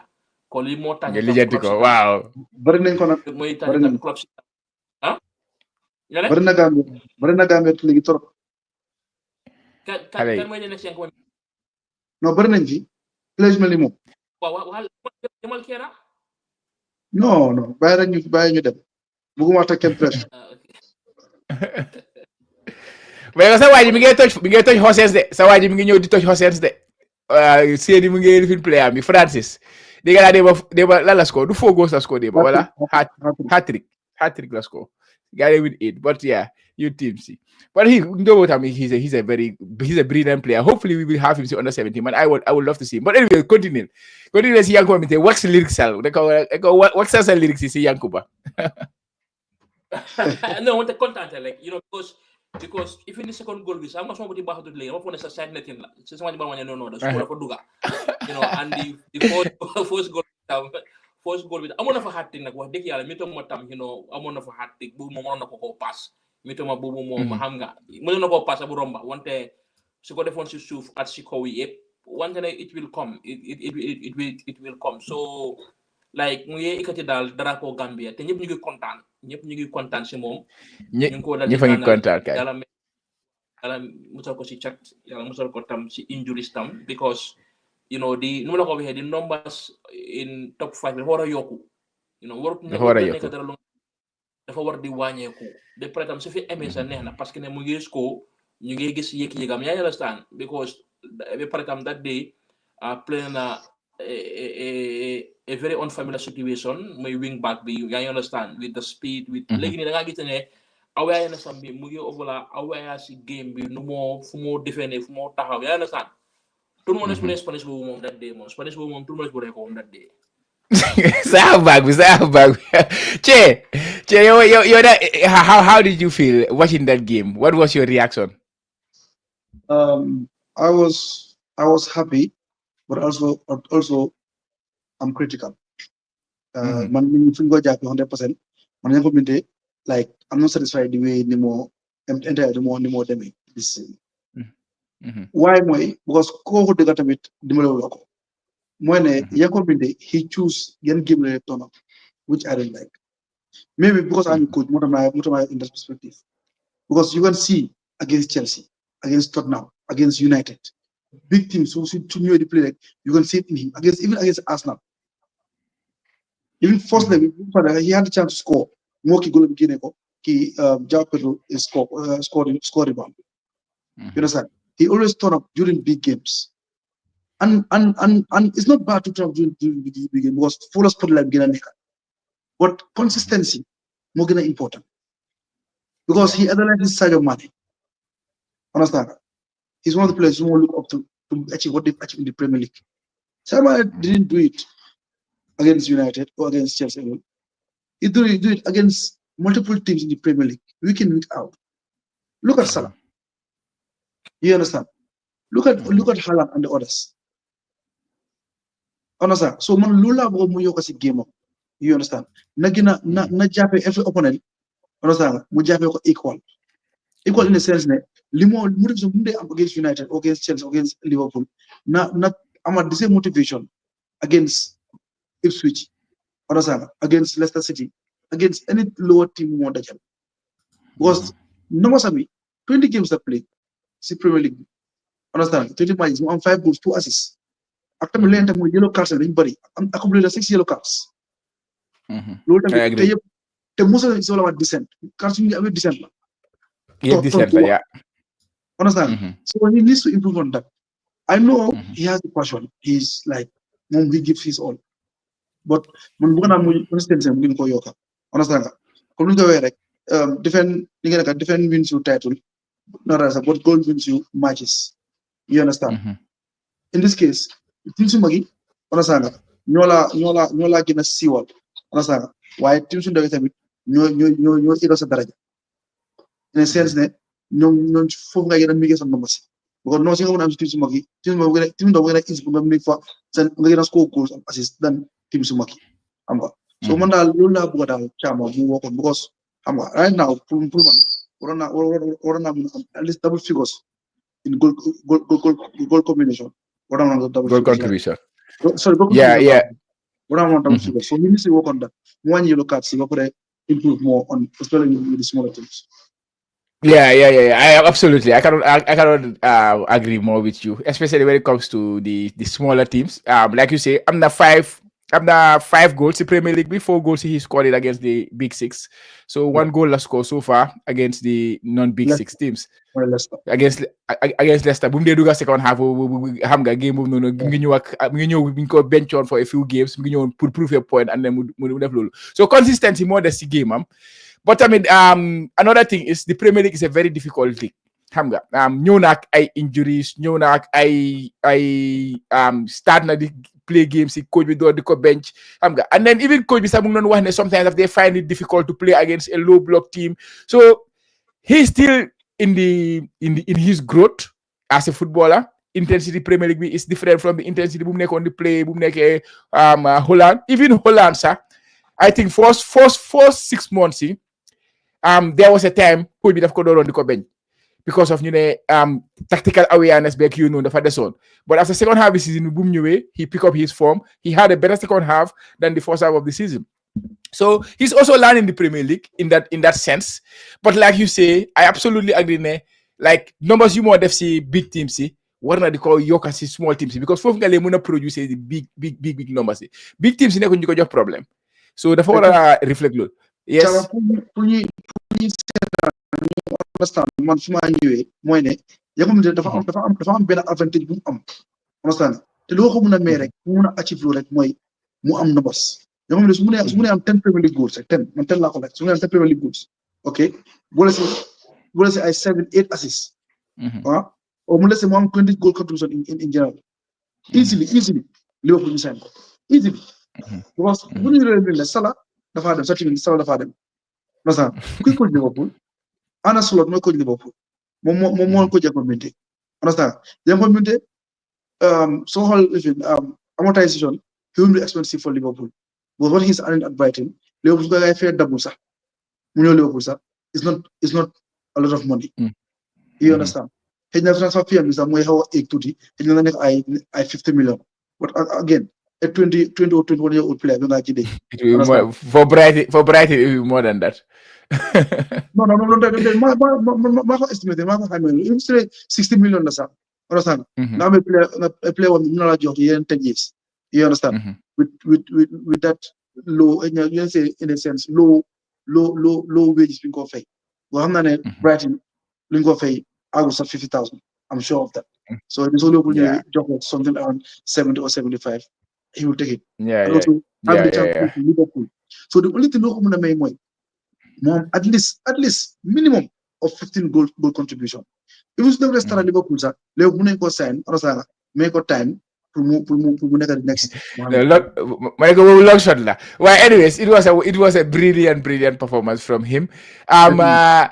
Yeah, it was a brilliant performance. I think that was the best performance so far because it combined both maturity, team performance, and also individual brilliance. Awareness.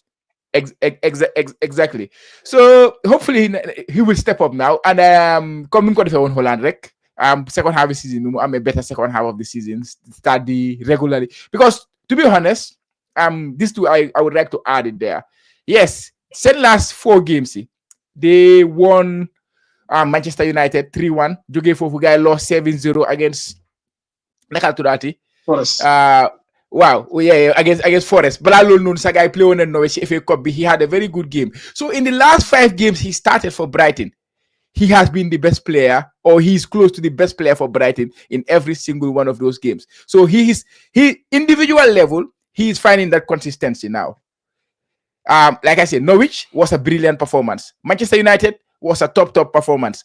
Against Ipswich, Bobo punish, play with game second half, everything actually play with second half in La Dugasi, so you cannot really measure his role in that game. After London, they played Nottingham Forest. What he did, he was the best player for Brighton on that day. But you don't want to be the best player when your team lost 7-0. Though that I understand, but individual level, he was the best. When you play Chelsea back to back, 2 very good games against Chelsea. So for him, he is finding the consistency now. And long may that continue. Buba, any other players see we can be in your hamga, definitely something, definitely I jalo si Gambian players no by hell. Abla jalo ñu want to play na 81 minutes la ko gay ici gay wi non nen which lu nga xamne tam yobuna gay ci ko Buba boy dega mide order ci di wo affaire Sekou Touré and so we start every game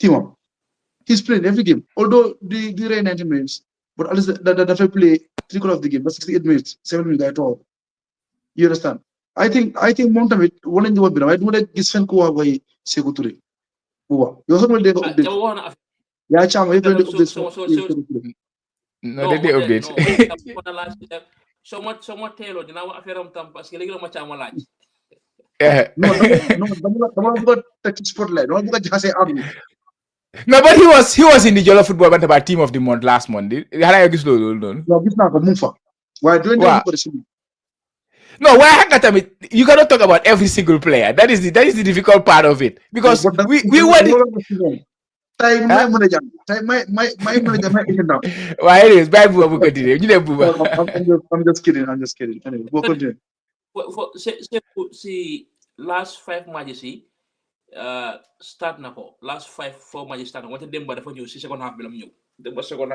so gay tam win on 4-1 you know so mom nekk na place yu nga xamne man ko expect ci national team bi depending on the approach bu coach bi nekk di approach bu ko yu buga dal di jël ci next international window bi Abdoulaye Sagnan tam dem score yona bambalay wante den draw one 1-1 JPL Socé tam dem play na second half bi lolu second half bi lolu moy won dem bi because nekk ni ñu ngi play Swedish Cup bi ahead of the league for the league may wala start April wante ñom tam dañ leen dooroon wante at least ñu won na ci second half bi te légui ni teami Abdoulaye Mané bi mel bi ñom dañ win ñom actually ci Swedish Cup bi so fo nga lolu mo ci dina bari be pre Abdoulaye Cissé tam play na demba wante unfortunately wala mo duga ñen len score yon own goal you know so ñu non struggle bam ñu score seen bop own goal te lolu tam drop na loolu tam drop na tax na guy drop tuuti daal because ñu ngi nekkoon si good run so 88 minutes bi neen score seen boppa so at least tam play na foog naa back to back matches si at least am na some minutes because Chetam amoon na wa seen ko moon minte 90 minutes lu mu wax yëpp bon xam nga indi moo baaxul ay 90 minutes ay 89 minutes 87 minutes because nako may 30 minutes at least moo ne bu ko am waaw ba léegi nag mayaguñ ko enough time moo tax you cannot talk too much about that one. Maybe they are giving him time to xam nga mu understand because fu mu jógee tam level si tam dafa utee xam nga so but I wish ne coach bi jox na ko more time to be honest bu ba continuer non xam nga yenn saa yi ñun lu ndee bëgg as a Gambian bi o ñu lu ndee bëgg as a fan bi daf di utee coach bi yaa understand di utee coach bi tam mu ngi try de at least bu am 10 points or 15 points nga xam ne du struggle si last 5 matches yooyu te yooyu du si mën a dal jël risque wante lu si gën a am solo mu ñu ne anytime ñu jox ko that opportunity mun naa score hat trick then dina justify ne dafa justify ne war naa start wante tam war a start bi tam daf ko aan you understand it's not because of the striker or dafa war a start wante tam daf ko war a aan lot of details moo di combine pour nga start. I'm not another player. What's his name? Aliou Jatta, Egypt. Of course, he won't play on a national team, right? He had a very good game this weekend, and he's having a very good run of form. It's like I follow him, so I think they won 3 games in a row, and then they kept back-to-back clean sheets. Or they won 2 of the 3. One of them was 0-0 draw. Kept back-to-back clean sheets. And then Muskosi assist 2 goals. They won 2-0. It's a Friday. Friday or Thursday.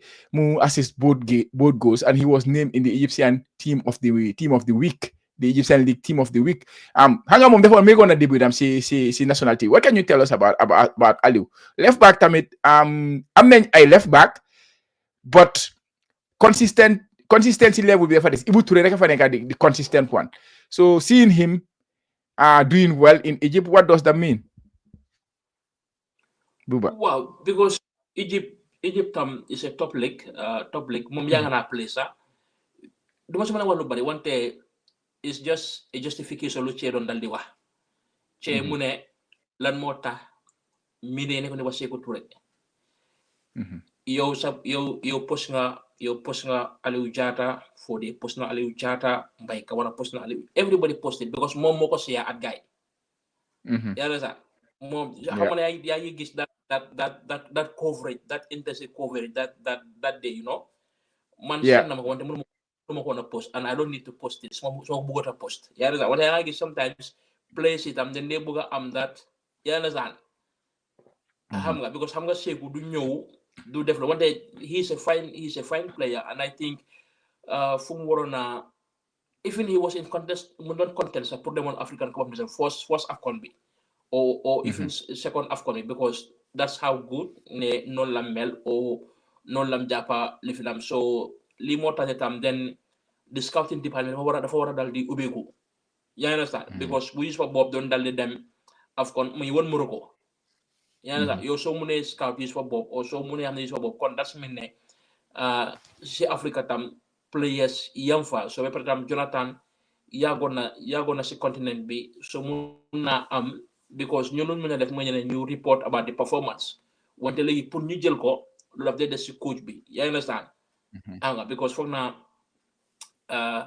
Jacob Mendy playutoon Demba ñoom tam foog naa leen wii noonu wante playutoon nekkutoon ci squad bi so at least tam man suma gis-gis foog naa ne tam depending on the coach approach si game si noonu fen ni war naa ñëw because wante dafa mission opportunity because Tom mu ngi amoon a core of players yi nga xam ne ñu nekk lam doon dal di you understand ñu nekk lam doon dal di so unfortunately su ñëwoon bu play li ki gis lu mun ni kon daf doon xaw a tane wante fantastic player left back la am na lot of experience wante di la war ne like comme ni naka la media bi day play part you understand because of ñu sam manque fa wante ci mu ngi joine player mi moom kenn mënul waxut affaire am te gisoon ne that 2 days moom Aliou Jatta mu ngi woon everywhere. No, it's coverage dafa meaty. How ga? It's because you have tons of players, but that is how what we like, right? That's what we want. We want to have many players. We cannot even have ku nekk di def lu moo def. ñu xam ne Gambians yi léegi egga nañ comme Sénégal fu mu nekk nii. If you want to future all the players, nobody can do that. It's very difficult. So foofu la ñoo head to that, and that is what we wish for. Yeah, guy go Francis. Yeah, Francis mentioned nañ ko earlier a little bit. Moom mi ngi play si under 17 naka la Horsens bi. Hopefully dina sign contract. I don't know where because diga am na yeneen club si ko soxla according to ma ne ko suñu Fabricio bi fo mu ne am na yeneen club si ko soxla. So we wait on that one and see fan la moo mujjee. Yeah, ba pare si midweek bi tamit si midweek bi. Yeah, Everton moom it play na second half not second half first half la dugga sa actually ñu dafa am dugga waaye unfortunately ñoom gaa leen lost seen game ba pare tam si youth si tamit we seen a lot of youth players Gambian Jibril xala Sila de du nekk Jibril Sila no striker bi naka tuddaati Lamin Sila Owens he made his debut in the Champions League with Olympiacos under 19, the UEFA Youth League. Guy qualified into this last 16 of the UEFA Youth League. This never a lot of young Gambians, potential Gambians. Nyom niko buba de suma guy. Maleko potential Gambians. Yang is nyom Danso alatati. Jordi Danso ku nekk di play Girona. Unfortunately ñoom dañ leen eliminate. And Mohamed Camara also at Girona. ñoom tam dañ leen eliminate. The other kid, the Spanish kid, Atletico Madrid. Mom squared na. So a lot of young players too are doing well in the Champions League. But anyways, Buba, gis na do nako de 1 hour 49 minutes, almost 2 hours. Gis na li mo na che mo wara host affaire man suma hosté dañu nekk di dem rek du stop. But anyways, I think it was a wonderful one. Do you have any final words to say? Ñu rap. No.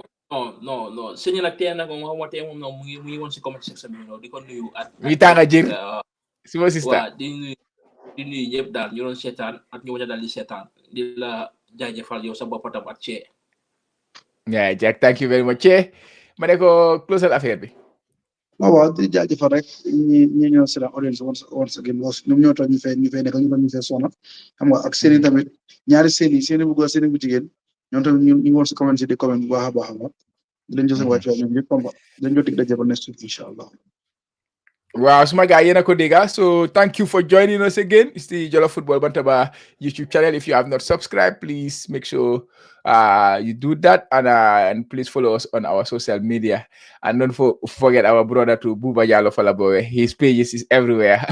When I go mingi Facebook, mingi Instagram, yeah, and on Twitter. Follow us. So be just dig the next week, inshallah, we'll be back. And during the midweek, of course, I'll be back to do the weekend recap of the Gambian foreign players. So jërë ngeen jëf. I will just look at this final comment from Nix Munenaka Buba. I don't agree with you for reducing the players' age. They should stop the age cheating. It's not for the players' future. Yeah, definitely, Nix. I agree with you on that 100%. But anyways, guys, jërë ngeen jëf. Bii di leen jox dig daje ba si biir week bi inshallah. Che, thank you very much.